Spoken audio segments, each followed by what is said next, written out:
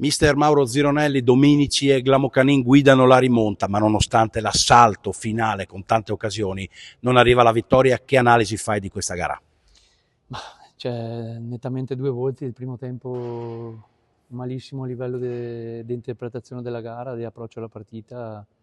Praticamente gli abbiamo fatto fare un paio di gol con due controlli sbagliati e mezzo passaggio all'indietro, quindi vai sotto di due gol, poi sbagliano il rigore, quindi penso che sia uno degli approcci di partita più brutto in assoluto di quest'anno. Poi secondo tempo molto meglio, nonostante abbiamo avuto anche qualche occasione noi sull'1-0 loro con inserimenti di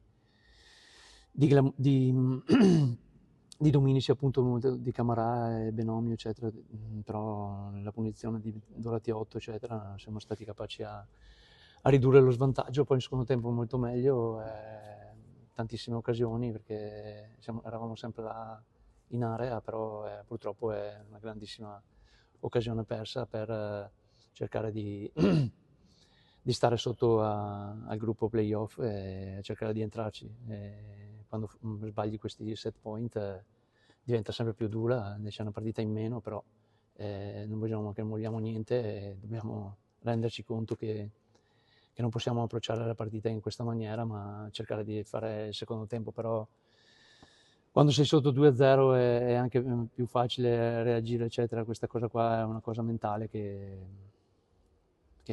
abbiamo toppato alla grande, e questa è una responsabilità mia.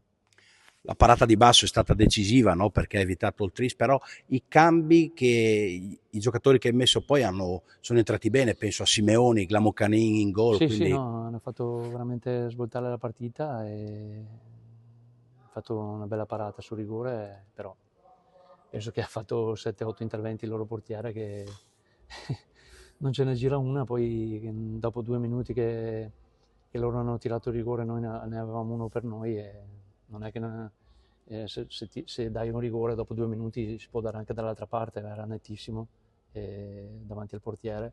Poi c'era anche un secondo, però probabilmente ha calciato agli uli, però uno dei due rigori c'era sicuramente. Però ti ripeto, avremmo calciato un paio di rigori dall'inizio del campionato, quindi ci siamo abituati.